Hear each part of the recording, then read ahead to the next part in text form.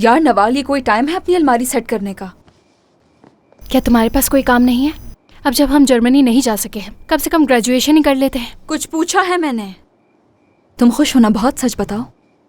मैं क्यों खुश होंगी भला? चलो चलो, बेवकूफ मत बनाओ। हुमैरा अर्पिक अगर मेरी माँ होती, पता है क्या, मैं तो खुशी से पागल हो जाती। तो ये बताओ, क्या तुम छोड़ के चले जाती? तुम तो जाओगी नहीं जैसे। नहीं जाऊंगी कह रही हूँ। कसम खाओ। इसका मतलब तुमने कभी जाना नहीं मुझे। यकीन नहीं आ रहा मुझ पे क्या? जानती हूँ मैं तुम्हें, मगर मुझे खौफ आता है। उन लोगों के पास बहुत ज्यादा पावर है, उन्होंने हमें वहां से कैसे निकाला? अगर वो ना होते तो अभी तक हम पुलिस स्टेशन में होते। ये यतीम खाना तो फिर हमें ख्वाब लगता।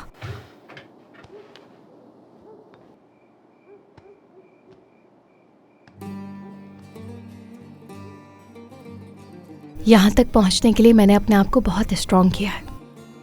मुझे अब किसी की जरूरत नहीं है। मेरी बहन हो तुम, हम काफी हैं एक दूसरे के लिए।